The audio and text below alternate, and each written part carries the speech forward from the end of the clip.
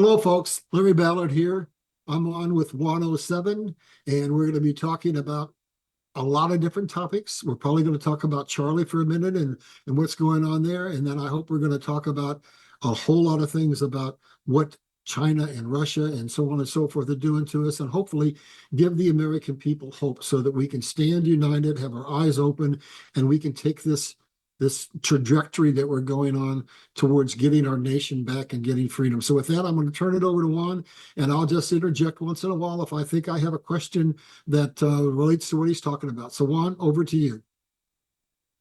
Well, certainly none of us saw the specific events that happened 2 days ago with the assassination of Charlie Kirk. And by the way, I just want to be clear, there's been some questions out there. Was this a false flag and never happened? Are we being seeing a movie and Charlie is somewhere enjoying watching the show in an earthly realm? That's not true. He was killed. It was one of those high profile events that, because we see it, it was displayed so openly, and the video was out there to the public. It's a publicly traumatizing event. If there had been no video, if we just heard about it, if we saw only him, in state somewhere after the fact or something, it would not have had the same traumatizing effect on society. We lost you, Juan.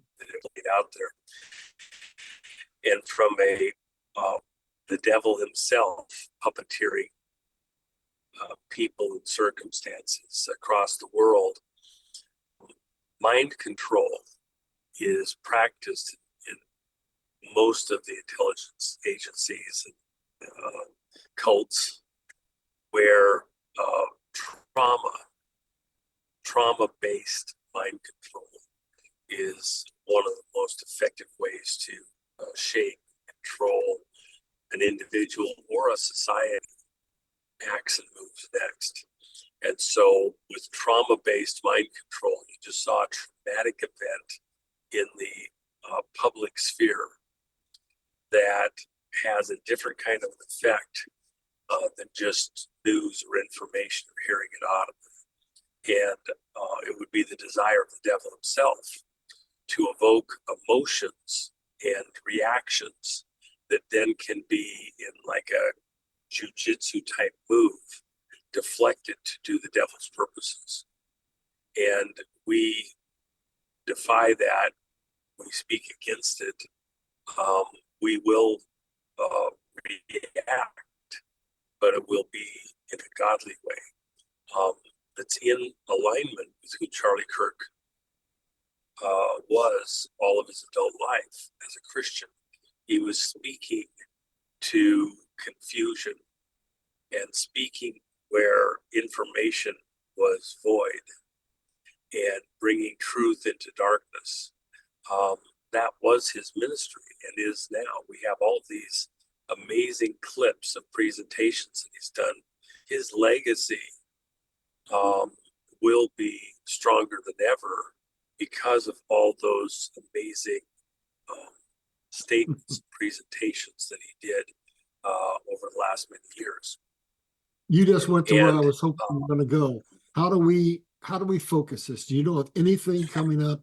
Broadcasts are going to be made, documentaries done, whatever, that will create a situation where instead of enraging people, where we calm them down and where he actually becomes more powerful in his death than he even was in his life. Do you know of anything that's going on that's going to give us more disclosure and open our eyes?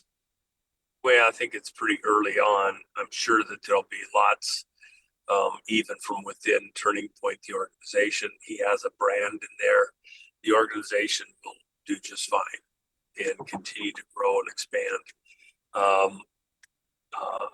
And I don't think because his brand was so strong within the organization that it will be easily taken off course, you know, pushed to places it shouldn't go. If his brand was weaker, that would be a danger. But he left a very precise, powerful, you know, imprint on the people around him. And so I have no great concern that they're somehow going to go in a wonky direction. They'll do just fine. Good. You know, part of the thing I think you have to remember, if you look at this from a divine perspective, you know, God knows our days, our moments, our hours, and you know, you can die prematurely because of decisions you make that was not God's intent, but you have free will. But then again, there's other parts of it where God knows the time allotted. Charlie burned extremely bright, not as a candle, but as a lamp. You know, candles are not biblical for God's people. It's a lamp that can be refilled and the wick trimmed and added to again. But the lamp continues to be able to be used as a tool. And his lamp burned very brightly, but there was a horizon that we now know, a day beyond which he would not pass. The fact that he worked so hard, so intensely from the time he was a teenager, you know, Turning Point was founded when he was 18 years old. And he'd been talking and disseminating and having conversations about conservative direction and ideals for several years before that. So, and then to only have this 13, 14 years as an organization to come as far as he did, from a fold out coffee table, card table, to an event like was happening 2 days ago, pretty amazing. And his intensity to bring this all about, only God knew that he had a short time to do everything that was there available to him within his lifetime. It's hard to imagine anybody else who accomplished anything more from a dead stop to what his organization, Turning Point, is now. And, you know, I was very thankful to have got to support him early and during all of the years that he was out there in play, because I thought it was extremely important to, you know, focus on young people, high school, college, and think about the people that were there with him, you know, over a decade ago. They now have families just like he did. They are, you know, have bought their first home, now have settled into a career with a significant employer in many cases, living the American dream, and seeing the world from a particular viewpoint. I would venture that the numbers that actually have had their life trajectory nudged in a different direction, a positive direction, is even greater than we've given credit to thus far. There's a lot of people that were peripheral that may not have even known of Turning Point directly, but people in the Turning Point sphere affected them and are part of what this new American. You just made a comment a minute ago that I'd like to comment on. We talked before we got on the show about eventually getting to the point of talking about what's going to be happening with the whistleblowers coming out and disclosures about trying to bring the financial system down and pallets of money. But before we get into that, you just said something that I want to comment on and maybe get you to comment on. I see kind of another trajectory that could basically emerge given what happened with Charlie, and that is that he was waking people up. And what Reagan said is, we are never more than one generation away from losing our republic, because if we don't raise up the next generation, the millennials and the Z's, to be the leaders, then basically we'll lose everything. So he had us going on that trajectory. But recently, Donald Trump came up with something that he was talking about that I'm thinking maybe you can comment on that might give us a second trajectory that we could follow. And that is that Donald Trump is planning on putting out an executive order before the end of the year that's directed at a national emergency regarding real estate, and the fact that we have a whole generation of people who are now intentionally priced out of home ownership. And what I got to thinking the second I saw that is Charlie was looking at the angst that the college kids were having, and now if we take it and look at the angst that the ones that are out of college that are looking to start a family are having, when they're frustrated, they're still living at home, perhaps they don't have enough money to buy a house, they don't have enough money to start a family. Is that another trajectory that you might be able to add anything to before we go on to talk about China and Russia and collapse of the financial system, etc.? Well, somebody asked me a question the other day along these lines, and you know, if you go back to the Pilgrims, they were serfs. The royalty owned everything, even the game on the land. And if they paid the royalty first, then they got to keep some for themselves. Free men and people, men and women, are owners. If you don't own property, then you're not a free man. And beyond that, the to own the work of your hands, your labors, whether it be farming, something in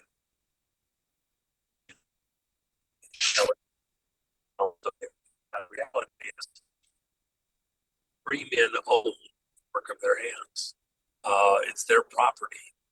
If I can put a tax on your property that you have to pay your renter, you're just a long-term lease.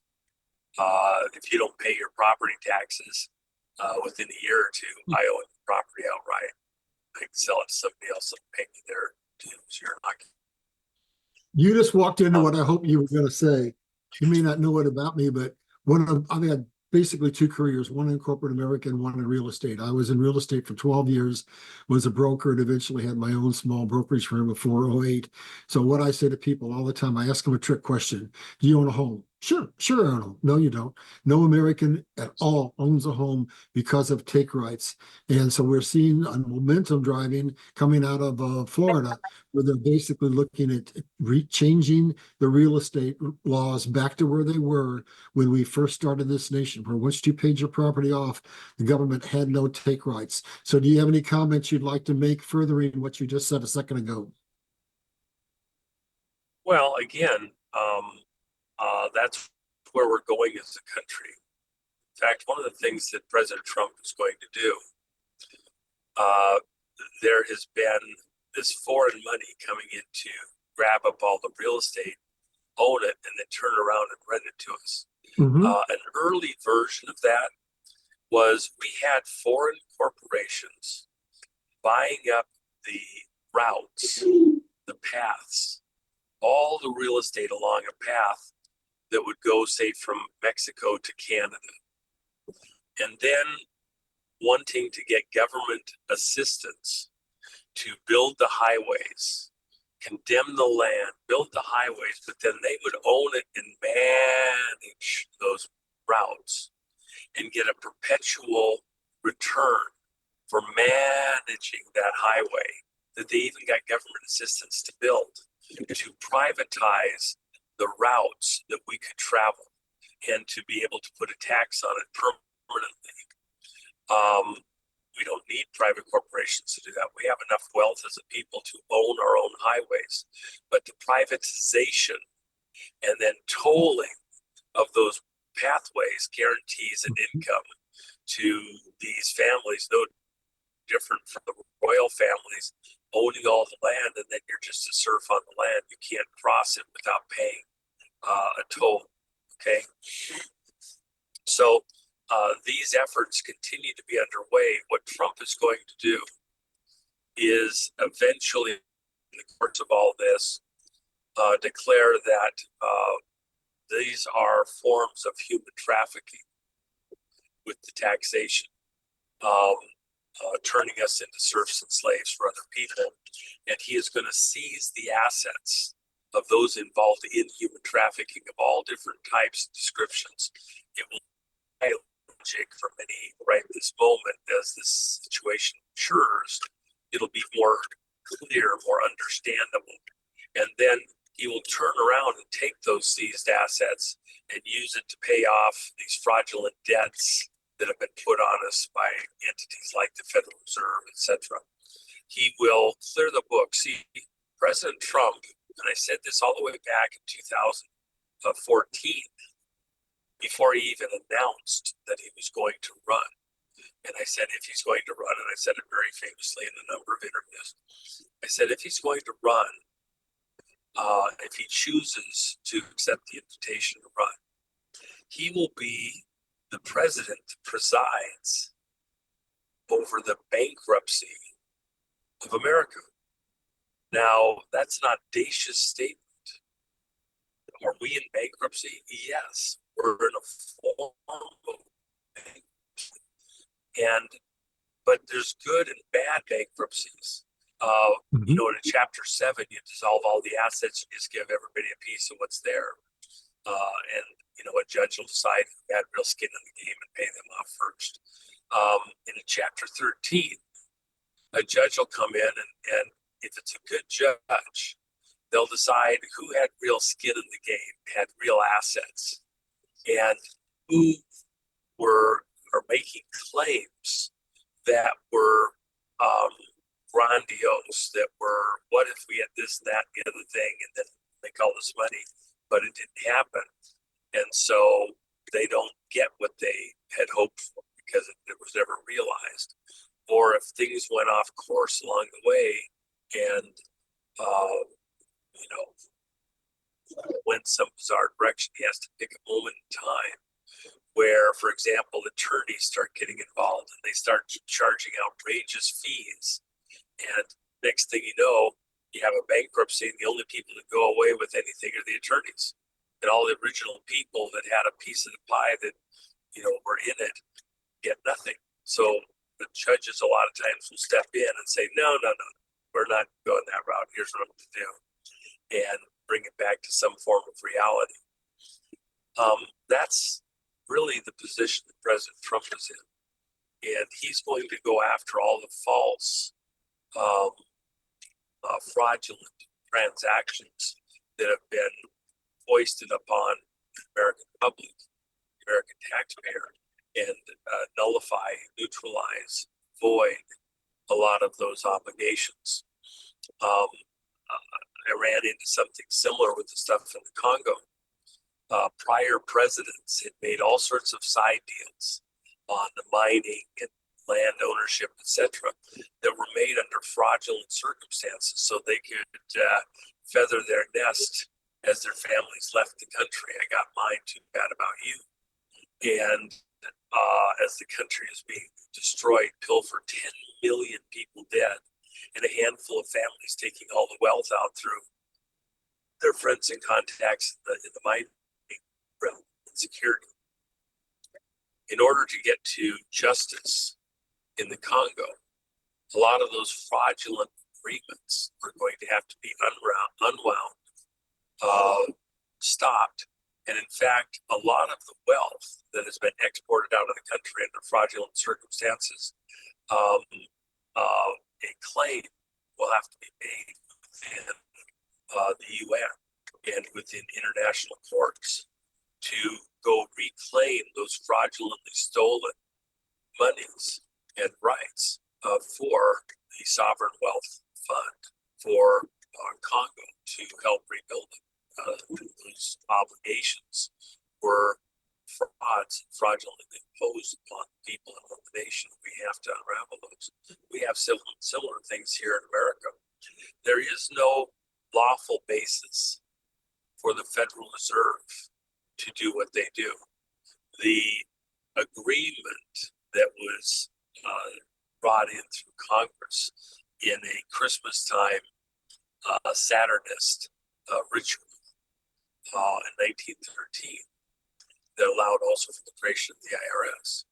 Those were done under fraudulent circumstances and were in violation of the Constitution. Only the Treasury has the legal authority to create money by minting gold and silver coin of precise values and purity. That's a constitutional thing. It cannot be legislated away. You understand what I'm saying? You could have a Yes. crooked legislature as we had in that moment, and by legislative fiat, okay, with no real authority, no backing, fiat, that's what fiat currency is, no real authority or backing, create a fiction and then disseminate that fiction and authorities and do what they did. A legal fiction was constructed and then acted upon against America for the last 125 years, 120 years.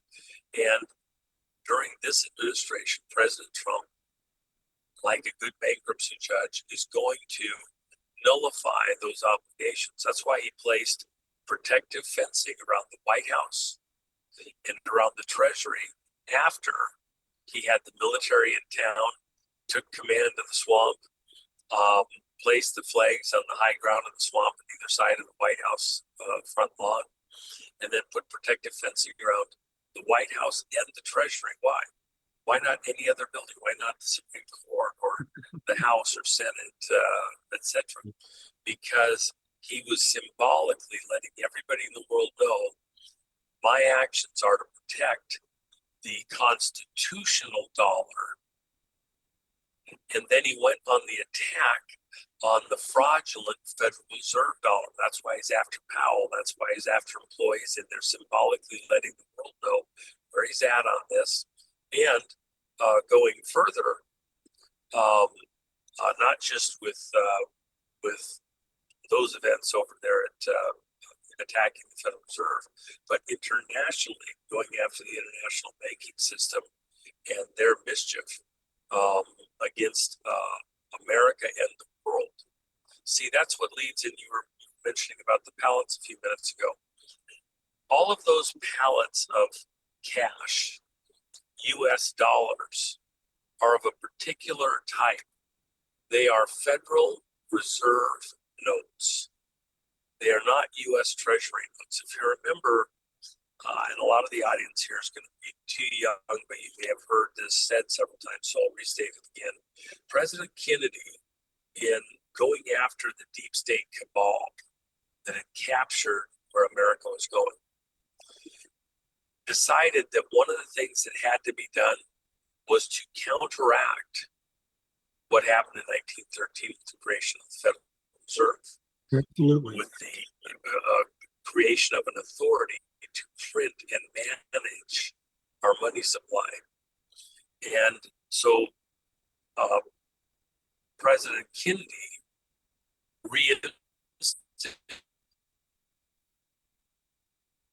note, a silver-backed Treasury bill note tender that was tied to real physical silver in the U.S. Treasury, so that if you wanted to cash it in, you could go in and get a silver dollar, as opposed to a paper dollar from the Treasury. The Treasury note is a receipt of ownership of an ounce of silver in the possession, protective custody in the safe at the Treasury of physical silver. You could go get it.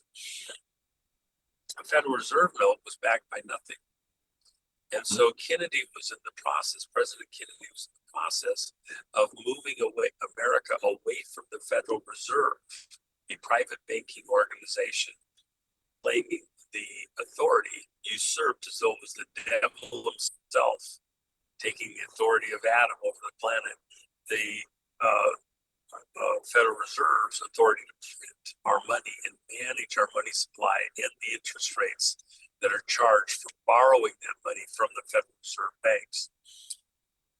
When Kennedy was assassinated, President Kennedy, within 4 days, President Johnson, of all the things on his plate that he would need to do, all the important stuff in the wake of the assassination, even the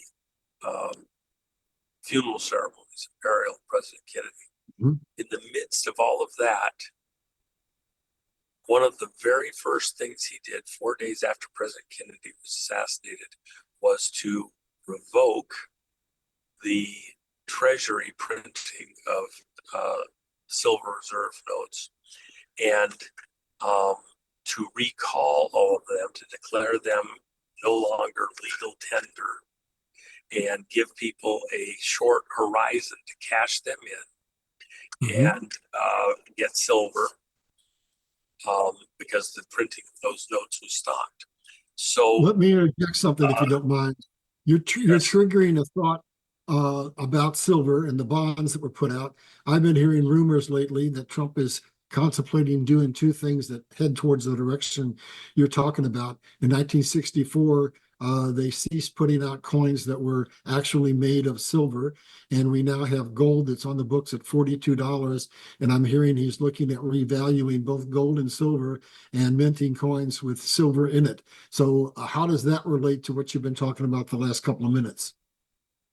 Well, President Trump's primary objectives, number one, return honesty to voting. The first and most important thing that President Trump will accomplish during his entire time in public office is to return to an honest vote, not these Couldn't agree fraudulent more. fiat votes, so that you actually get the people that you've voted for into office and doing things according to the will of the people. And an honest election versus a selection where Mhm. people are counterfeiting votes that are more valuable than even the money. Because if you can counterfeit the votes, you get to spend the money any way you want to. The second thing, and not necessarily of lesser importance, but the second thing that President Trump is doing on the course to returning to an honest vote is to return to honest money. Why? Because fiat money is a theft against your life energy. You trade your life energy, moments of time that you cannot buy back at any price, that you trade those for dots and tittles on a computer screen, for pieces of paper that are just paper. And because everybody kind of is forced into a situation to agree to it, we exchange the life energy of our labors for these pieces of paper, these dots and tittles on the computer screen, in order to do exchange of our labors between each other, be able to live our life, have goods that we need, services that we need, etc., that we want. But that intermediate currency, it belongs to somebody else. Paper money. It's got all sorts of secret signs, codes, emblazoned with certain emblems that are actually a cult in origin, cult of the money changers.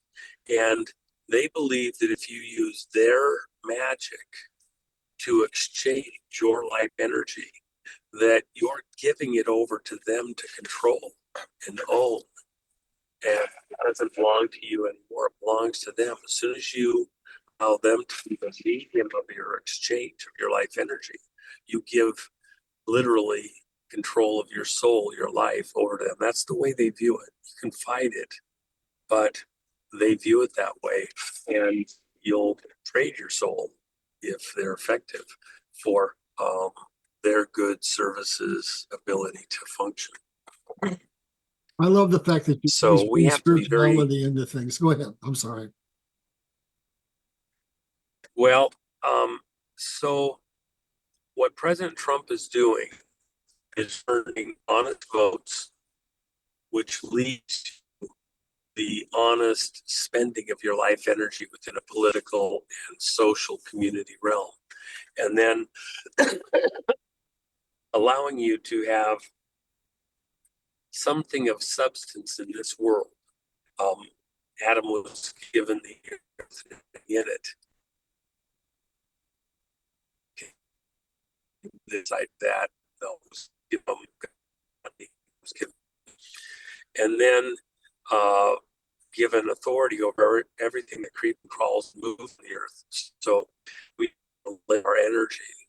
We take some portion of the earth with the gold and silver and shape it into coin that state,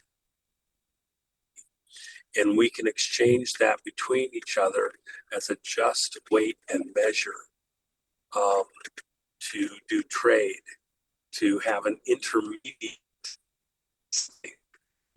pineapples. I've got window cleaning stuff. Do I want my windows cleaned or to eat? Maybe we just talk. I get dollars at the gas station value, and you trade your pineapples for some dinar. When I looked at my watch, and I don't want to take too much time to take away from what you wanted to be the central topic today. So do you want to switch over to what we were talking about before, was the pallets of money and what's basically happening regarding that? And then if we've got time, we can come back and discuss anything else. When you look at it, these pallets, that's why you have to understand what money is and the people involved in this whole money thing, even as you try to go towards the pallets. These pallets of cash, $100 million a pallet, have been printed as though the people doing it had the agreement of the American taxpayer, the American people, to print these pallets of cash, and not tiny amounts, vast quantities of cash in the trillions, and that's important to do it in a specific way because of my own history. So when you consider the pallet, you have to first have this conversation about what's real money, and what does it, what does it look like? What does it represent? How does it work? Constitutionally, our Constitution says that it's gold and silver coin minted by the U.S. Treasury, and has a certain weight and value, etc. And we guarantee it at that quality, weight, and value. God himself makes very clear in the scriptures that he hates unjust weights and measures. He hates judges who do not dispense justice evenly, regardless of the wealth of an individual. Okay.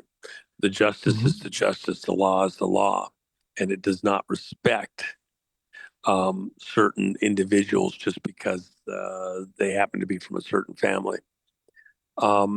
This is an important point because money that's not of real predictable value causes you to trade your life energy at some kind of a discount, and to inflate it away to nothingness, to steal your life energy from you through frauds. You do an exchange, and the weights and measures aren't accurate.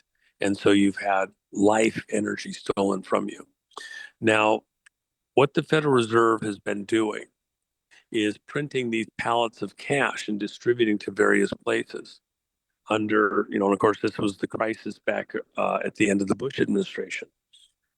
They had a supposed crisis in the banking world that was so unexpected and so extreme that had they not stepped in within 24 hours, the entire world banking system, by their way of saying it, would have collapsed.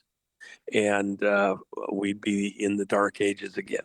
That justified and authorized them to print massive quantities of money in the digital world and spread it all over the world. That had no tie to, did they earn it? Was it lawful? Was it justified? Or was it just printed to protect a tiny few, questionably whether or not they had any lawful reason to get that? And when they printed that money, both in the digital world and the physical world, it diluted the rest of the money that was out there in other people's bank accounts, savings, money in their pocket. And so it was a form of theft of your life energy, if you will. Then you saw, because they sustained the system as it was, you saw that they got to keep the real estate going, the property prices continuing to inflate. And the people that got that money for nothing could go out and do business and buy up your assets, the properties around you, with money they didn't have to earn or work for, and compete against you in the marketplace for goods and services. You pay more, they got it for nothing. All because they were the kings and queens in a world where we're just the serfs. They happen to be in the right place with the right handshake to get all of this for nothing. Then we move forward from 2007 and 8, when that happened, to the current moment. Well, let me first go to the end of the Obama administration. During the Obama administration, and much of the Bush 2 administration, by the way, the presses were running endlessly, the printing presses, printing Federal Reserve notes, dollars, fiat currency. And it was being distributed all over the world. Tranches of this, billions here, billions there, hundreds of billions. The one that I mentioned, that you keyed on the other day, Larry, one specific event, Federal Reserve printed up, it was more than this number, but this is the amount that was shipped, $340 billion in US dollars, and put it on pallets, 100 million apiece. 3,400 pallets, 100 million each of cash, US Federal Reserve notes, that was then delivered to the Baltimore shipyards and split into two groups. It was so important, so crucial, that nobody fully knew what was going on here, that the normal shipyard workers in Baltimore were sent to the lunchroom or sent home. And then longshoremen out of New York, at the direction of Chuck Schumer, under his authority, were brought down to Baltimore and worked loading 3,400 pallets of cash in two 1,700 pallet shipments. They split it in half. One went on one boat, one went on the other boat. They were only in the harbor for a few hours, and then they left. They left with $340 billion headed where?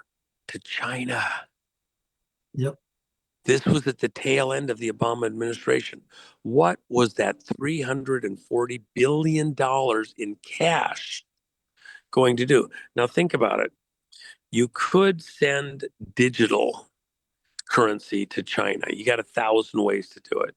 You Mhm. could let them redeem some bonds or something and do it in the digital world. Why wasn't it done in the digital world? It'd have been a few keystrokes. Nobody would have seen it, known about it. It doesn't matter. They could then turn around and use it in the international banking system to do other stuff. No, it had to be printed cash. And the reason is the same as what occurred as we were going back at the Soviet Union at the end of the Cold War. President Reagan had attacked Russia back. And I use that specific term, and here's why. Russia had been attacking America on several fronts, one of the most dramatic being in weather weapons, um, pushing the jet stream down lower and lower across the U.S. and causing disasters in the farming realm during the 70s. Uh, the attacks militarily, the stuff going on in Afghanistan and in Central America with Nicaragua, and the drug wars. Um, Russia and China had been tag teaming America and Central America on the drug wars, with Shining Path guerrillas with China coming in from the western side, and Russia with the Nicaragua stuff coming in from the eastern side. In the scientific world, they had all sorts of technology that had been stolen, hijacked out of Western systems, not just the U.S., and were at a very advanced stage in their particle beam weapons work, which is projecting very tiny particles of heavy materials to extremely high speed. Uh, you know, not light speed, but some portion thereof. Um, and kinetic weapons using very tiny particles for space-based weaponry. It was a challenge to America where, under the Carter administration, we had gone under 300 ships in the Navy that were even functional, serviceable. We weren't even keeping paint on them. The crews had never been to sea because they weren't giving them enough fuel to go out and practice and train. And you fight like you train. If you've never practiced, you're going to have a disaster when it comes to an actual fight. So um, Reagan went against all of that. He brought the price of oil down so low that you had to pay to put oil someplace because you can't just turn off an oil well like a spigot. It works on capillary action. It has a flow. If you stop that flow, you break the well. Yep. And so why? Because Russia's primary source of income was oil and gas out of the Kazakhstan region and Georgia and other. So he cut off their ability to get hard capital in the free market. Then we went after them on technology and declared a SDI, Strategic Defense Initiative, Star Wars. And okay, you want to compete on technology? We're going to bring the whole American university military industrial complex to bear, and we'll have an arms race, a space race, and it's on. And so they wanted to have a space race on space-based weapons. Let's go, which included going after the weather weapons and counteracting that. Then on the moral grounds, challenging the authority, the moral authority of the Soviet government to govern its people. We assisted with the Pope, challenged with the Pentecostals and the Jews across Russia and the persecution of them by the godless Soviet state. Um, uh, we had all these fronts going. And then on top of all that, and the final front, when Gorbachev had agreed to come do a intermediate missile agreement, nuclear missile agreement at Reykjavik. And then when he got there, he changed the rules. He went a different direction and said, yeah, I know I said I was going to do this, but I got to renegotiate. That pissed off Reagan because he came there to give the world a gift at Christmas time of a nuclear missile agreement to lower the threat of nuclear war to Europe.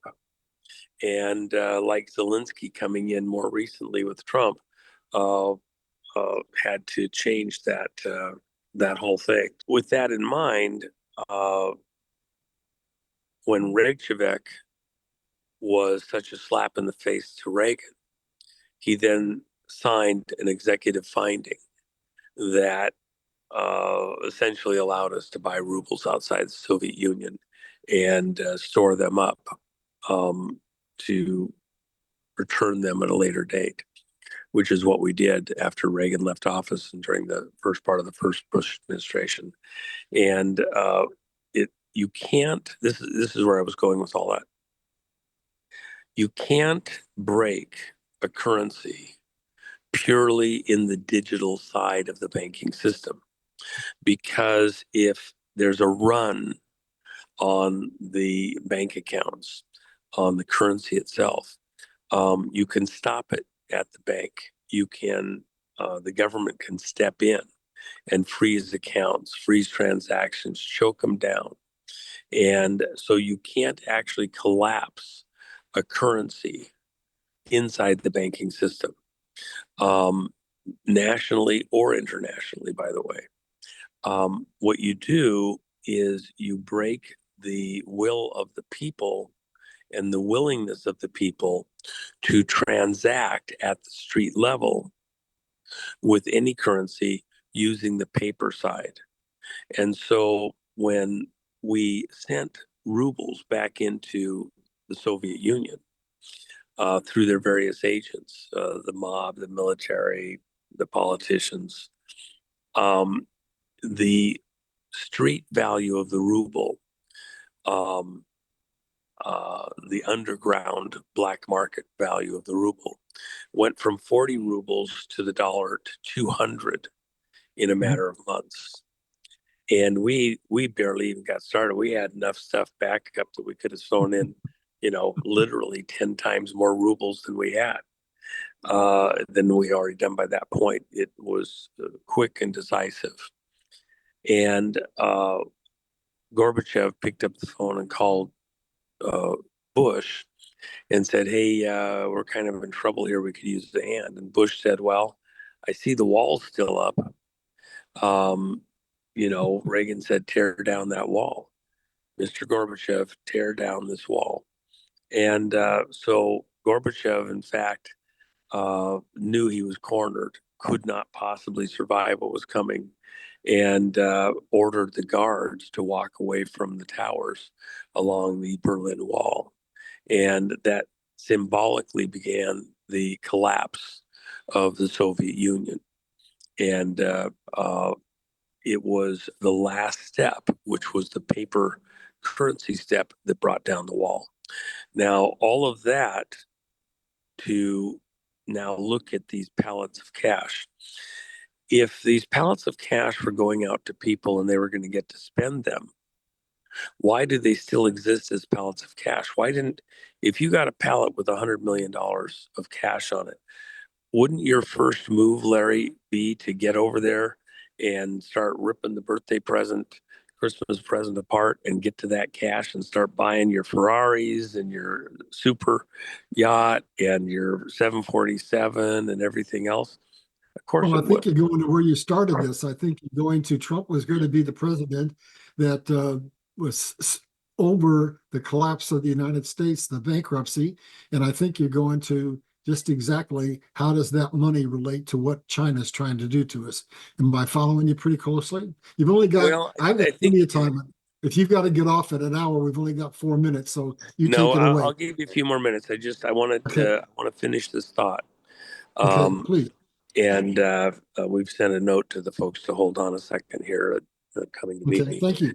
Um, but the reality is that by getting those pallets of cash out there, but unopened, Mhm. they were being pre-staged all over the world. If you think about your dollar, you can go anywhere in the world and they'll take dollars in exchange, and give you the Mhm. local currency. Lots of people would rather hold dollars than other currencies. So, for example, I was in Argentina uh, this year. They preferred to get paid in US dollars over anything. And because other currencies from the region plus their own were very volatile and Mhm. losing value. And they considered the dollar relatively to be stable and hold value.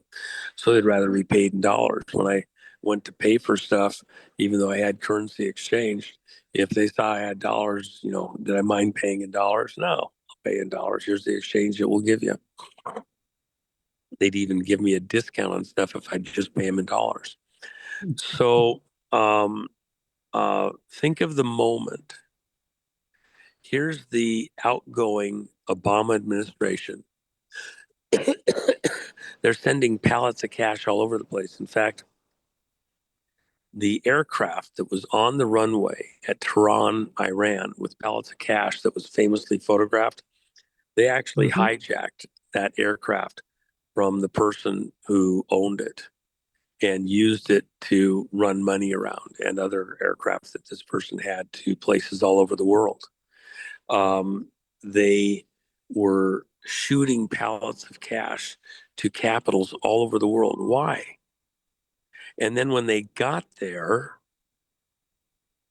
they had security features in every single pallet that are still there today, which wouldn't allow you to open them up. You may remember that when Assad fell in Syria and the Mhm. people went in to go loot the palace and other locations, there was a whole room full of pallets of US cash, $100 million each.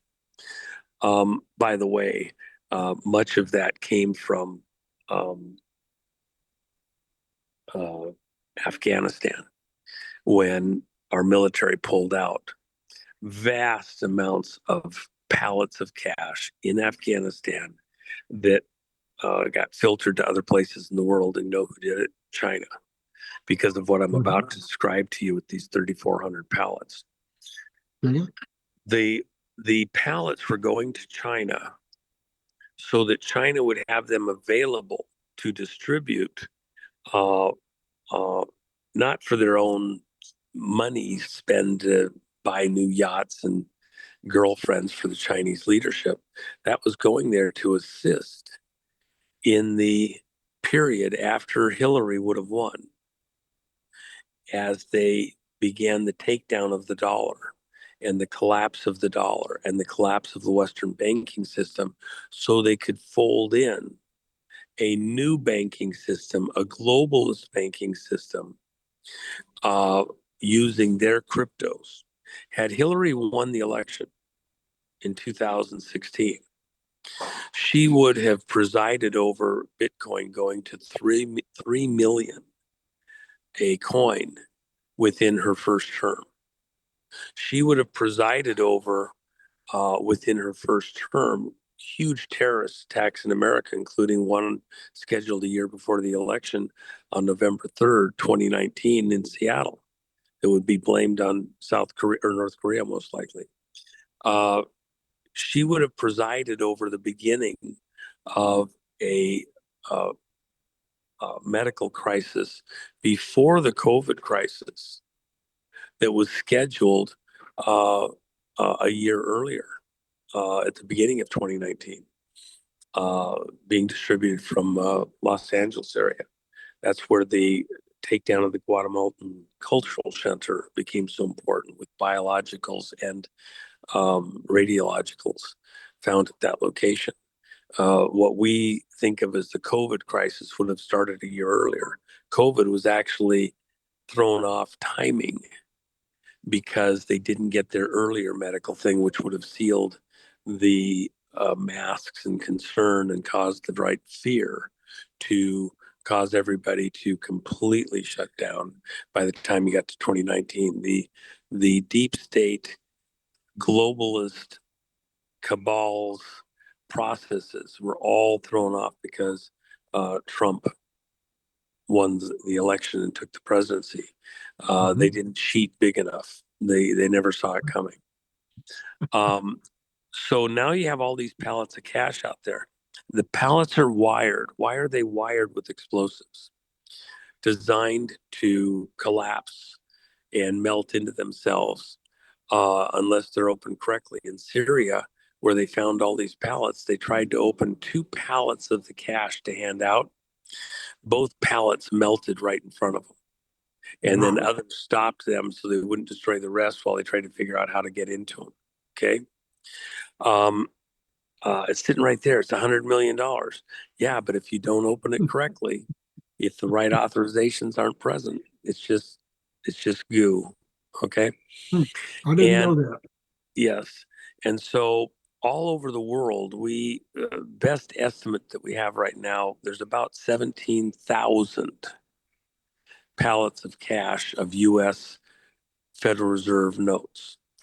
Um, we've tracked about 5,000 pallets, and there's probably many, many more. We just don't have the right points of access of other currencies that are also out there. Yen, British pounds, Deutschmarks, and other smaller currencies that are in locations where it would affect them. The intent was to bring down the world's uh, paper currency system, like what happened in the Soviet Union, Mhm. and at the street level to where people wouldn't trust it. Even going to the bank, the transactions are, go from 40 rubles to the dollar um, to 200 in a matter of months, to do something similar where the dollar wasn't trusted and it wouldn't buy even a tenth of what it would buy just, months earlier, to remove faith in the dollar as a reserve currency for Talking about people all over the hyperinflation, world. right? Okay. Would have caused hyperinflation of goods, etc. That was the intent had Hillary won by the globalists. When she didn't win, it threw their timing off. Had the timing been right, the control features on those pallets would have been released and the cash sifted out. And it probably would have been done sequentially. So you could open 10 pallets and here's the serial numbers. You could open 50 pallets and here's the serial numbers. China was going to get 3,400 in just this one shipment of those pallets of cash. There probably were others. This is the one we know about. And so what happened was as those ships were transporting 17,000 or 100 pallets each en route to China, 2 separate routes, no single point failure. Both ships were intercepted, and ultimately the money moved into military control in these 2 particular locations. Now, the military in both locations is trying to cash those pallets even now. They're not going to get to, they don't know that, but it's a fun game watching. Um, and in fact, in one location, they had super sleuths that had it all figured out, knew what they had to do, understood the circuitry, and were going to break these pallets open. And they melted down $200 million over a period of days when both their techniques didn't work. Some other were put in a very bizarre situation that they can still be recovered, but the thing they tried to do didn't work. There, high motivation. If you can get $100 million, you can just figure out the code, the system, the technique to crack it. Then you got $100 million there. Well, okay, it's worth 100 million. Let's give it another try. We got 1,700 pallets here. Let's give it another try. Let them keep trying. Um, at the end of the day, though, they're still dangerous because if the right people got into the right position, and it's not physically under our U.S. control, these things are spread out all over the world. The count I had the other day was 23 countries. We have larger or smaller quantities of these pallets positioned. Some of them are in $50 million tranches, and some even in smaller $25 million tranches.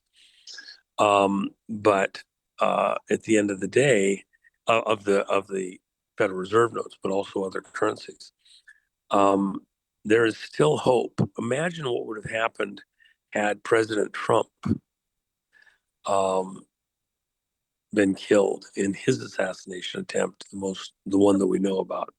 There have been numerous. What if he had died last summer? What would have happened in the elections? Who would be in control? Would those pallets still be useful to somebody to overthrow America? Let me interject a question at this point. So stop for a second. So, do we have a counter to this?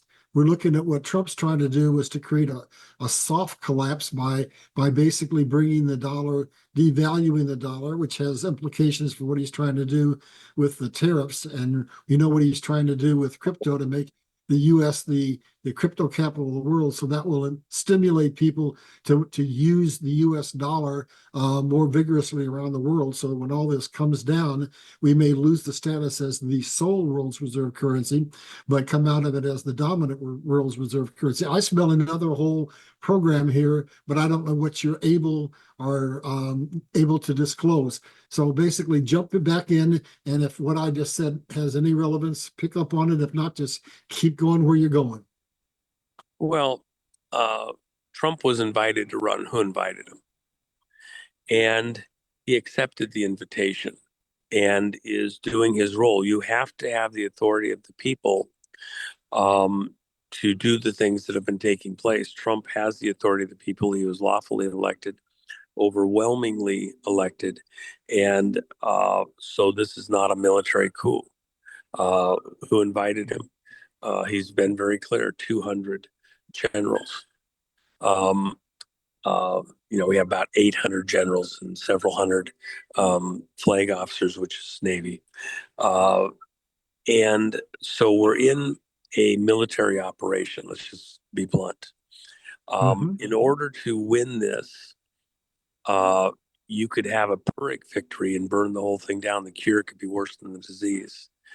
The ship of state of America has to maintain hull speed, which we call steerage. If you drop below a certain speed, you turn the rudder and it doesn't have any effect. The current, the wind are just going to drive you wherever it's going to drive you. So you have to have forward momentum. We have to keep the country working. The business of America is business. We have to keep the country moving forward. So we're trying to recapture the helm of the ship of state of America, and I believe what we have at this point. But there's still things going on that we need to secure completely those operations. And within the banking operation, again, that's why Trump placed security fencing around the White House and around the Treasury in the swamp. Okay. He didn't put security fencing around the Federal Reserve. In fact, the building where the Board of Governors of the Federal Reserve, a private banking organization, no more federal than Federal Express, the Board of Governors building where they meet, a U.S. government office building, permanently closed. The Federal Reserve Board of Governors can no longer meet there. It doesn't mean that the Board of Governors doesn't exist. They just have to use something other than the people's property to do their business. And Trump is now hard on it. In fact, 3 weeks ago, President Trump asked a number of senators, U.S. senators, that are clearly in his camp and supporting him, that he feels he can trust, to return to the White House, to Washington, D.C. during their fall break or the summer break that they have, when they go back, deal with constituents, etc. They were asked to stop what they were doing, come back and meet with him at the White House. And then the week where President Trump was supposedly so ill and his hands are weird and nothing's happening, he's not doing any public appearances, he was meeting with those senators and other people on this Treasury matter. I know that from personal knowledge, direct knowledge. So it was so important that these come back, these people, these senators come back from their summer recess to be ready and participate and get these things accomplished.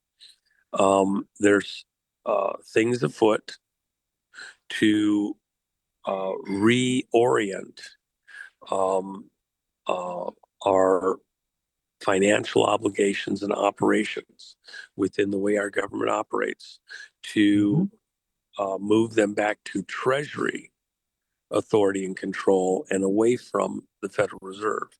And that transition, the cure can't be worse than the disease.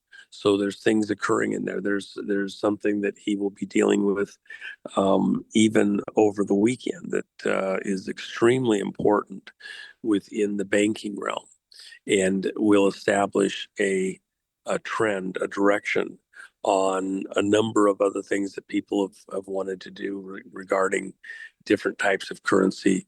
We have M1, M2, M3, M4, M5. They all have different things. So there's certain authorities there that some people would like to do, but it depends on whether it's authority goes back into a Treasury side or a Federal Reserve side. And a lot of the members or people involved in this, you know who you are, uh, haven't wanted to acknowledge. We're going one way, we're not going the other way. You can push on a string, you're not going to change where we're going. It's just the way it is. It's part of saving America. And so, am I going to bet on the dollar? You better believe it. Which dollar? Oh, well, let me qualify it then. The Treasury dollar, which is a receipt for gold or silver coin, or the gold or silver coin itself, versus a Federal Reserve note, which is backed by nothing but the good faith and credit of the American people. And oh, by the way, you don't get to use that anymore. So, If you that know, tie into his plan to revalue gold.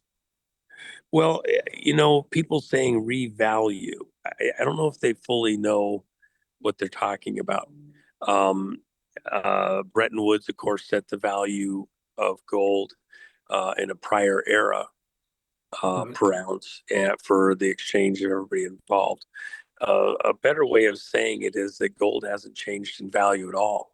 You're not resetting the value of the gold. The gold's still worth what it was. What you're Restored. doing is you're repegging the Yeah. value of any paper that you may have to Mhm. uh, a quantity and purity of gold.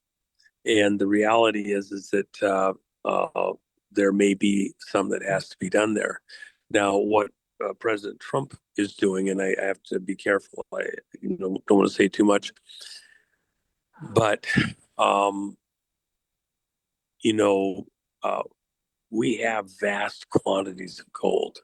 One of the weird things that happened, and I was going through some of the paperwork in the UN's own open meetings, where they have pegged certain um, legal rights to print money to gold and silver. The weird part is it's gold and silver that is in the earth, in the ground, but has not been extracted and minted yet.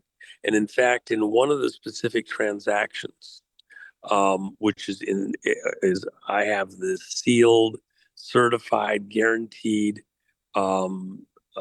original um, minutes from the UN. Essentially, they have placed an authority to transact all the gold and silver in the entire planet Earth as their lawful authority ownership right within certain of these families. If you actually look at it and think about it, it's completely insane. It's completely bizarre, but it's within the devil's own mindset. They believe that they have the legal right, and it's been conveyed to them, and the legal ownership of everything of value in the earth, and that they can transact it. And the only component then becomes a time value for extraction. In fact, my counter to what was there for the attorneys that were looking at this, I said, it is void on its face because it does not have a horizon, an extraction date certain. Um, and a refinement value. So in legal terms, I would challenge the authority to do what they did at the UN, but it was basically saying that UN controls the wealth, gold and silver of the earth. Anybody else is essentially a piker. And this is one of hundreds of transactions. It's kind of hidden in the midst of a whole bunch of other transactions. Once you understand what you're looking at, it starts to make sense. And I'm not asking the rest of the public to get lost in the weeds here. It's like learning all the occult signs and symbols and voodoo magic acts, right? As a Christian, I can understand that they're there, that they believe they have certain authorities, etc. Does their authority exceed the authority of the blood of Christ? No. Does the devil win by all of his ruses? Only if you play his game his way. And I refuse to play his game his way. And we have authorities that exceed and supersede anything that the devil or his minions choose to do. So when we get to the money supply, there's an intent to be able to flood the world with this paper cash and take it all down, baby. And the question is, by the time we get there, is the Federal Reserve note the authorized lawful currency of the United States, or do these people have Oh, lots of wallpaper? thank you, Juan. Thank you. I hope the audience caught what you just said. Go ahead. Well, they might get caught with a lot of wallpaper. We might remove the security features just so that they can, use it for great ornaments and house decorations. The other side of the coin is we may very well melt it down right where it's at. You don't think we know where it's at? I got, Yeah. one of the things that we've been working on over the last several months, and people think we don't know where the stuff's at. Excuse me. I can tell you within a cubic inch where the stuff's at. So get over it. Um, there is a value to taking it off the market and doing it in an orderly way and being thankful for the assistance of some people, but they're not going to get face value. So, the question is, you want face value? Go talk to the Chinese. They couldn't even get it on their shore. Okay, not all of it. And that was money that was going to be used to take down America in the elections in 2016. They had hoped they might get to use it 2020, 2024. It's still sitting there in pallets. And by the way, the security features only work for so long if they run out of power. And nobody ever expected them to have to be available this long. They self annihilate. So there is a date certain that these begin to beep beep beep like the fire alarm. Our battery is going dead. You better hurry up and change the battery. Oh my God, I love it. They'll be listening to a bunch of chirping, realizing that the clock's ticking. You better make a decision. You gonna work with us or against us? Pick a lane. So anyway. Well, Juan, is that the end of the story? Are we? I think I want so. to I've respect your got time. folks that flew in to meet us that I've got to spend some time with. I took an extra few minutes, Yeah, and and I thank you for that. uh, Is so there more to this story that we might pick up at another time when it's appropriate? I know there's only things so are much you're happening allowed to right this release. second. Things are happening right this second in the banking realm, and Yeah. of course, you saw the move with silver. Mm-hmm. I uh, uh, we have the silver coins over at gumroad.com, all patriots at gumroad.com. And I haven't changed the price since the prices started moving. I've got a couple dollars range. I've said several times that once it broke decisively through 40, that the next stop point, hold point would be at 50. And just a hair under over. And so that was decisively done several weeks ago. And the march is kind of on right now. Even the uncertainty of events like the assassination of Charlie Kirk um, will have an effect as you see that this is all coming to a head. And ultimately, silver is more mercurial than gold is. It's been suppressed more than gold has, and it will go to a higher price, radically higher over time. It's not going to 5,000 an ounce or something like that. It is going probably realistically somewhere in the couple $100 an ounce range. Uh, and the reason for that is um, it'll overshoot what we can do with production. We have a lot of silver that can be brought online and produced and like that relatively quickly, but not in a day or a week. And and there's a lot of false silver, paper silver, that's out there in the market right now. So real silver is going to go up in value. The best buy is literally junk silver, um, gold and silver coin, but not for collector value. And we enjoy what we do with the coins that we have. Uh, we have a limited number of the Gitmo coins. They were a little slow in getting from the printer because there was an anomaly that I didn't like, and we had to send it back while I was traveling like 4 times to get the people minting it to get a correction that I was satisfied with. We did get that. And so those coins have been going out over the last week or two. It's a little longer than I expected. We did a pre-sale.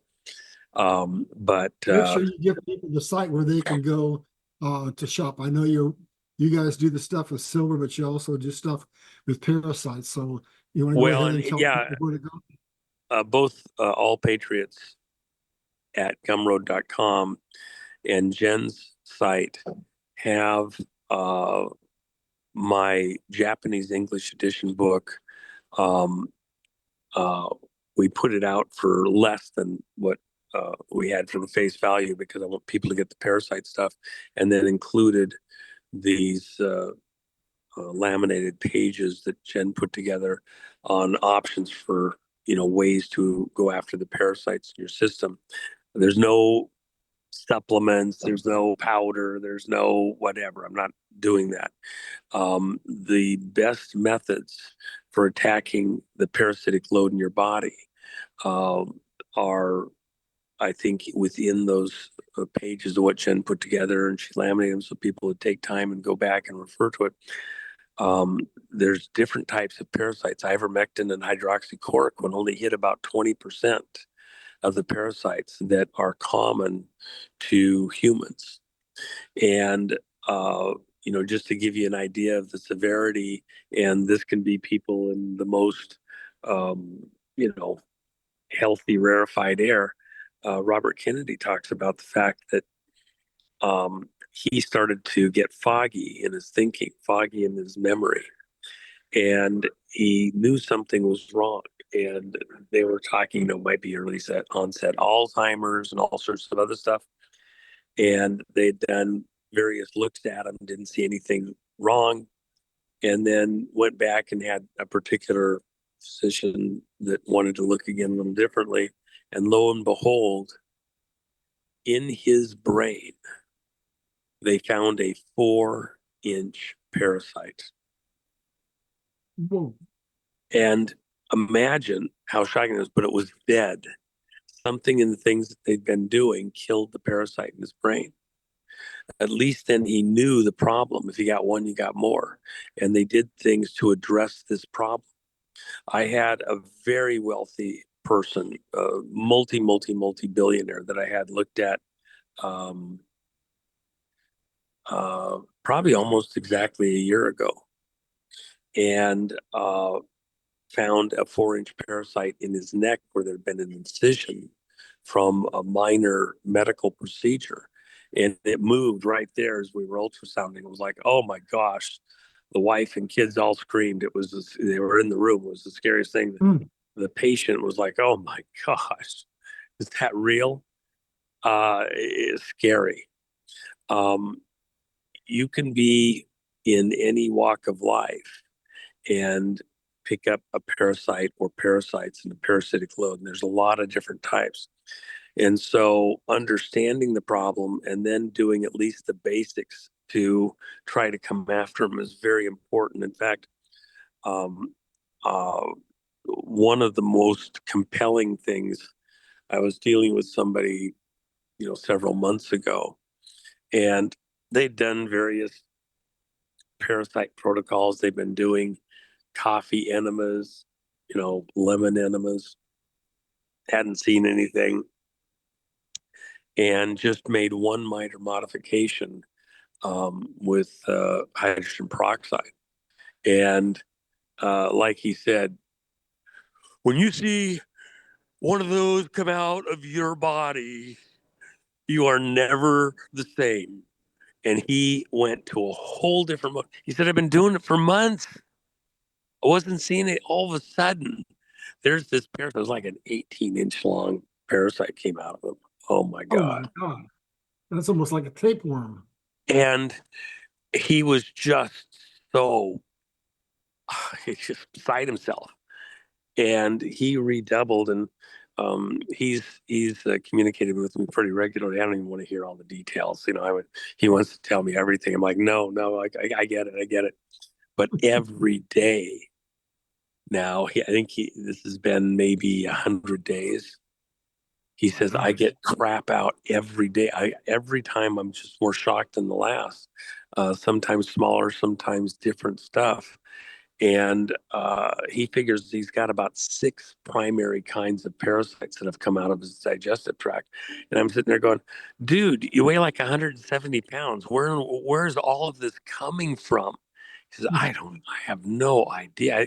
And some of it's obviously very, very old, and others of it is, very recent. And he's just trying to get his body flushed out. When I was dealing with Hulda Clark, when she was still alive, she would tell you stories that would just make your toes curl of things that came out of people. I was dealing with another super good friend who had was in very serious medical shape and actually went to a clinic to get flushed out of parasites because of things that were going on, and he just was like, oh my God, if I'd only known. I had no idea. So, and there was some, we think we're under a higher attack pressure load right now for certain things that happened over the last 2 years. And so, addressing your body's ability to fend off parasites is not wrong. And taking the time to do even the basics to help your immune system to flush out some of the worst of parasites. You have stuff that's um, small enough, microparasites, that they can actually invade the blood cells. And so a lot of the blood diseases are actually not genetic or other things. It's parasites actually able to get into the blood cells and then working in the bloodstream um, uh, and leaching uh, the nutrients out of your body.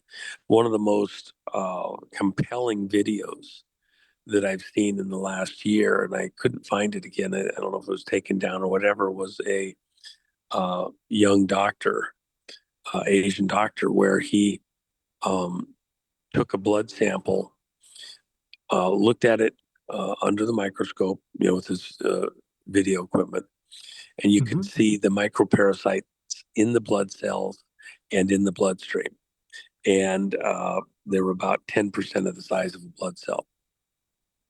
Then he placed them over a Bunsen burner for about 30 seconds to bring it up to a temperature of 160 degrees, which is what the temperature is that we consider meat cooked at to kill anything in the meat. Then he Mhm. put it back under the microscope, and you can see the blood cell is dead and gone forever. The microparasites aren't moving. They are dead, dead, dead. They're not moving. He sets the slide aside, goes away for 5 hours, and comes back, places the slide back under the microscope. The blood cell is still dead, dead, dead. The microparasites are moving, even coming out of the blood cell and moving around in the blood serum on the thing. They weren't killed by the 160 degrees. It might have stopped them for a bit, but they survived that. So with that in mind, are we safe even in our food supply? And don't think it's just meat, because a lot of the parasites come off of raw vegetables, um, Mhm. onions and garlic being amongst them. So there's your immune system needs assistance to stop and defeat these parasitic loads. Um, my doctor friend in South Africa, who was curing AIDS regularly, a very famous person. We had this talk about methylene and other things that oxygenate the blood. And he says, no, the best still is hydrogen peroxide. And we went through the reasons for that. And uh, uh, even the chlorine dioxide, etc. And he's very comfortable that the best is still hydrogen peroxide. And in That serious would be the cases, medical grade, right? say again. Would that be the medical grade? Well, there's different ways to do hydrogen peroxide. Jen has some of that in her brochure. You never want to ingest the stronger 30% or 40%. It'll literally burn your system. It always has to be diluted, and you want to treat that with kit glove care. Um, but yes, that's used. The 3% is used in order to oxygenate the bloodstream, and then intravenously with saline, and with people that actually know what they're doing, is an option also. So it's a low cost, high effect way of dealing with certain types of parasites, but even those don't deal with everything. Um, so parasites tend to be anaerobic, but you have certain parasites in the lungs where they're exposed to oxygen, air, and yet they survive, and in the gut. So it's not perfect to say that hydrogen peroxide is a cure for all of them. And that's why Jen goes through some of the various things. Um, Probably the least that you really want to enjoy talking about, but that is necessary if you've got uh, a parasitic load, and this is literally probably 99% of the people, if not 100, is the enemas to flush the gut out in order to um, uh, clear your digestive tract. And it's not just the lower side; it's the upper side, which is much harder to get to. When my friend first started talking about all the stuff that he's clearing out of his digestive tract, it's not stuff coming from the lower bowels. It's coming, and he would tell you that it's coming from the upper part of the digestive tract by the way he's retaining the fluids in them. And it's just disgusting. But once you've Is that what seen they give there's you when, stuff in when you're you, going to have a colonoscopy? Is that what you're referring no, to? no. When No. you get colonoscopy, they're just looking at the very tail end of your digestive tract. They never go more than just a tiny little fraction of inches. And in fact, a lot of the polyps, there's those that argue that those are actually fecal balls of fecal material that are kind of the waste of the waste of the waste from parasitic activity, Hmm. and that the body is, creating a protective ball around, etc. So there's a lot of discussion around this. I think, having a broader discussion is necessary, and there's nobody that has a perfect bead on exactly how to deal with this. You get people that this is the cure, that's the cure, this other thing's cure. There's a lot of parasites. There's actually about 30,000 different variations within a handful of families of parasites that are found, documented in humans, and they fall within certain precise families. It's very important to kind of understand that what you might have been exposed to versus the next person could be completely different. And by your diet and other health things, maybe you keep some of what you have in check in one category, but in another category, they're not in check at all, just based on things you're doing, changing the pH, etc. Even with a husband and wife, you might have varying, one's a beer drinker and one isn't, that favor certain types of parasitic loads. So there is some prayer required. Um, One of the doctors famously told somebody that was a patient, a very well-known person. They told this person who was fighting cancer um, that if you're going to go down the road of attacking the cancer from a parasite side, I'm not your doctor. I've watched people go through this. It's a grueling, long procedure to get to all the parasites. There's always more parasites. And that's not the route I'm going to go. That doctor wanted to go the chemotherapy route, and the person said, "Well, I'll just kill me anyway." Well, that's the route I go. This person attacked the parasite situation. Took them a couple of years to get through all of that, but now is in excellent health. Um, and they actually believe that they're parasite free.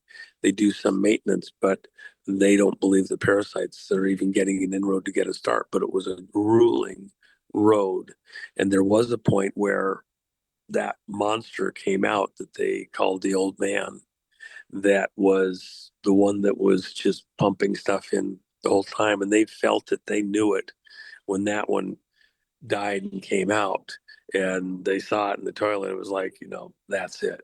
And after that, they never got the eggs, they never got the smaller ones. And nothing, even though they continued for a couple of weeks, there was nothing else. They felt like they got the monster. And so you kind of have to think in those types of terms. It takes a certain dedication to follow through, just like, my friend, 3 months, I don't see anything. There's nothing there. It just looks like poop to me. And all of a sudden, oh my God. And after you see that, there was no turning back, and still hasn't been. And they just seem to have gotten to the right place to find that pocket and just continue to get them out. And then there's like, oh, I don't know where they're hiding in me. Look at the size of this, look at the size of that. They tend to roll up. They're very thin, uh, but like seaweed or something, where they look like they have a lot of width, but they're actually ultimately very thin in a lot of these ones. And, you just got to work the problem, get them out of you. So, Well, you've done something for me. I have a breathing problem that's been onsetting for 15 years. Maybe that's part of my problem, but I want to add something to kind of wrap up what you were saying about all this. I've had a number of different jobs. God puts me in all kinds of different places. So I'll learn things that I need to learn for exact moments in time. So here's something from my background that ties exactly to what you're saying. I used to sell radiation therapy equipment. And whenever I do something, I try to go in and I try to find out about it. So I found out about things that were being done all over the world that weren't being allowed to be done here. And I went to a radiologist and I confronted him. I said, look at what our cure rates are versus what are happening in other nations with other modalities of treatment. And here's what he said. He said, if I were to treat anybody with cancer with anything other than surgery, chemotherapy, or radiation therapy, I would lose my license immediately. So that supports what you're saying. And then the other thing, if I can paraphrase for my audience here, is I think you said something very important that I never would have known, and that is that the people who are going out and buying stuff on their own and just getting stuff off the shelf at the health food store are maybe taking one dose for parasites. And you're saying it needs to be taken for months, and it needs to be taken in conjunction with venomous to get them out and to get the toxicity that comes along with their death out. So I'm going to basically rephrase your site, jennifermack.com. Get Curtis to put it up on here so people need to know where to go. But let me let you go back to that, or whatever you well, want to do. let me follow up, I'm going because to say how important it is. What? just a second. Tell them I'll be along shortly. Um, I got people waiting, but I want to finish this because it's a very important thought. Um, uh, there, you can do things that would kill parasites in the upper part of your digestive tract, but they're like Velcro, and they don't want to come out, and then they clog things up, and so I've had people that had to go to the hospital because they were doing some kind of a parasite thing, but then they weren't flushing them out the backside, and they weren't doing it sequentially. And so there is some caution you have to do, and that's why I'm not interested in selling a bunch of supplements or the latest cure. That's why what Jen has there is advisory. It might help you to do your own research, because what your medical condition is could be different from the next person. That gives you some options to do research. And there's some great people that she's identified that she thinks are pretty good, and even some products, but we don't get anything for that. I don't want anything from anybody else's products. I want you to do your own research. But uh, I've helped a lot of guys coming back from war zones, that one of the first things I've learned to do is to make sure that we look for parasitic loads. And that's been a practice now for 30 years. And it's based on, 30 is 40 years. I had a particular period when I was in South America, and I was exposed to just circumstantially quite a bit of bird dung during this one period of about a week or so.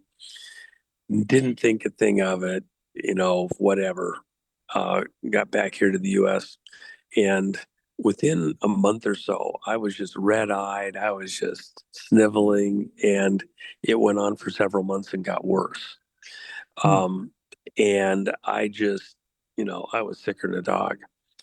And a friend of mine, and I took stuff for it, went to the doctor and got some antibiotics like that, got drops for my eyes.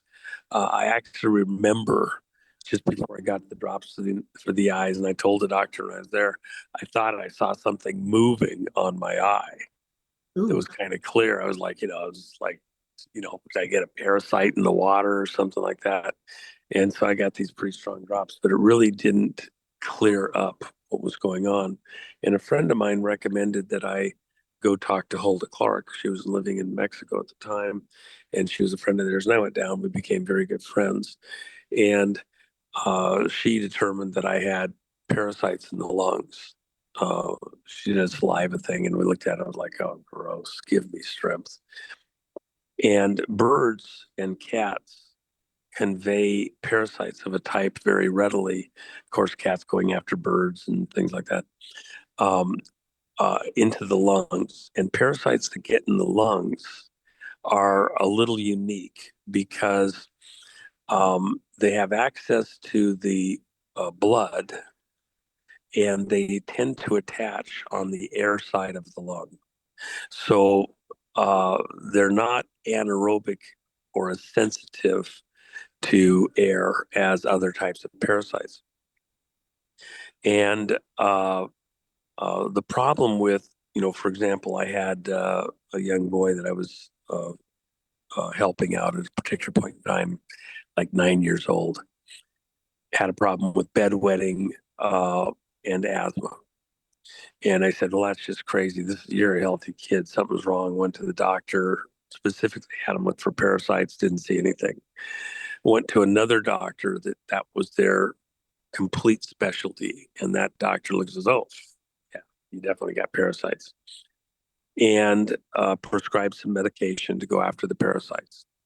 Um, Within a week, the asthma was like virtually never happened. This is a kid that would hide the asthma um, antihistamine sprayers because he was afraid if he didn't have one at the right moment, he'd die. And Hmm. so he didn't just have the one in his pocket. He'd have one hidden under the couch, one hidden by the bed, one hidden in the kitchen, so that, nobody would pick it up or move it or where he had them. He knew where they were at. And he couldn't walk up the stairs just in a single family home without having a problem. Now, the mother there had multiple cats and loved her cats. And here's a kid that's around the cats, sleeping with the cats, all schmear. Hmm. And that may very well have been the proximity. But once we addressed the parasite issue in the lungs, um, including with a the little, oh, I forget what you call it, but where you put the moist air in, uh, inhaler like that. Um, it it didn't take but a week, and he wasn't having the breathing problems. We continued on for 3 months, and after that week, never had a bedwetting issue Is it called a ever again nebulizer? after Is that. that what you're referring to? Nebulizer.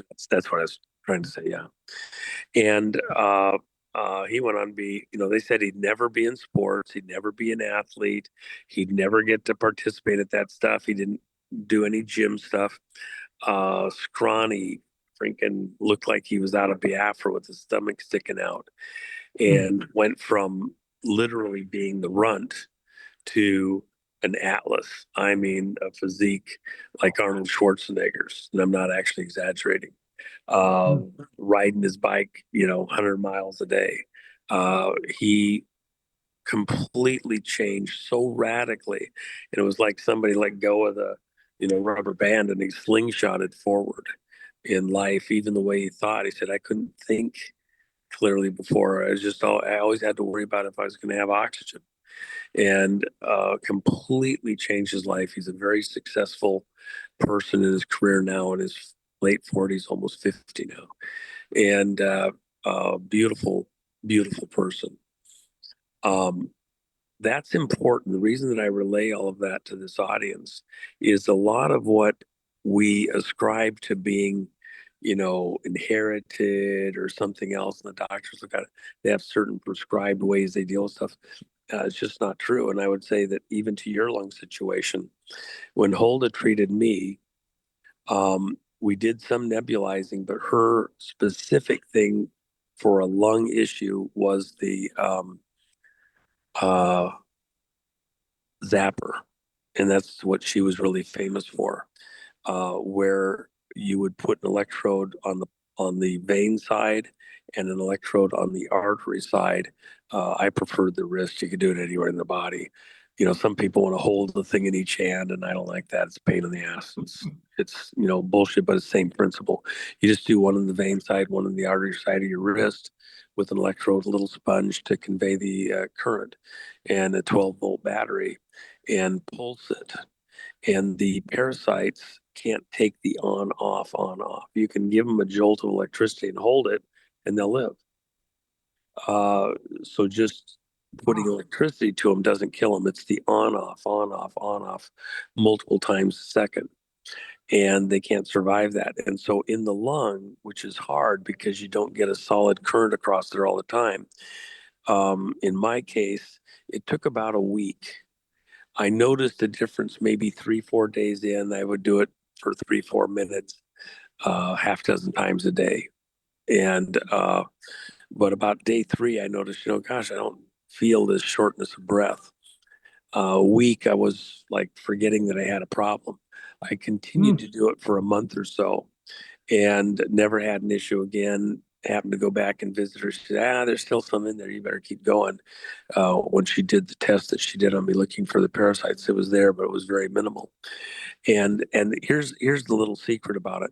So when the parasites are sucking off the bloodstream, when you become active, there's more sugars that come through in the bloodstream.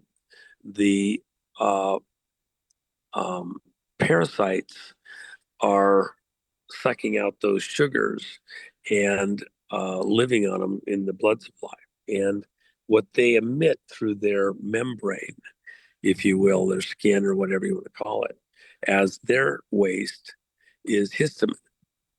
So when you become active, your heart rate goes up, you're breathing heavier, you're pumping blood past where these parasites have their little mouths attached to the bloodstream side, and they're getting a feast. Hmm. And then in literally just minutes, they're extruding whatever histamines were already in their body plus new, because they're pumping out the histamine to make more room for the nutrients that they want. That histamine is inflammatory. It causes swelling. It's an irritant anywhere in the body that it shows up, like a bee sting. It's a histamine. And so you have to put an antihistamine there. That's what the inhalers are, is antihistamine, to knock down the inflammation that's causing you to not be able to breathe, the inflammation of the bronchial tubes, the lungs, etc. Oh, When you um, uh, have that antihistamine, it's from what's well. Let me go one step further. I forgot a step. So they emit this stuff. What's on the skin of the parasites in your body? Bacteria. And so I didn't say that quite right. The parasites are taking in uh, the proteins and sugars out of the body. They're extruding the sugars out of their mhm. skin. It's the bacteria living on the skin of the parasites that then extrude the histamine. And so, because you have a bacterial presence in your body and it can get inflamed and you get the mucuses and all sorts of things like that. And so that's this origins of the histamine that then in the lung specifically, you need the antihistamine for. I would venture a guess that you may very well have been exposed just like I was to some type of parasitic presence that got a parasitic bloom that's more than your body could readily overcome. And you're teetering on the edge of these parasites having a very embedded presence in your airways. So if you attack that with a nebulizer with hydrogen peroxide added, which increases that oxygen value in a way that these parasites can't survive, and stuff that can be done on the bloodstream side, it's likely that you would see an improvement in what's going on in your lungs. And Well, I'm going to talk to you offline for myself, but I want to come back and say something relevant to what you've done.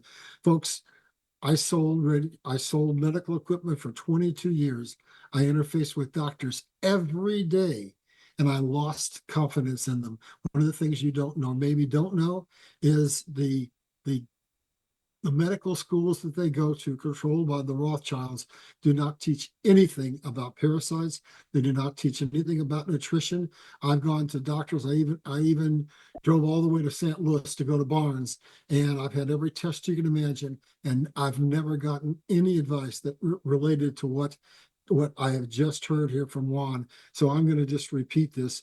I think that it's well worth your while to go to jennifermack.com and then use that in order to create your own research project, because I don't trust the doctors. I don't, not that I'm saying they're nefarious, but I'm saying they don't have the information that you need.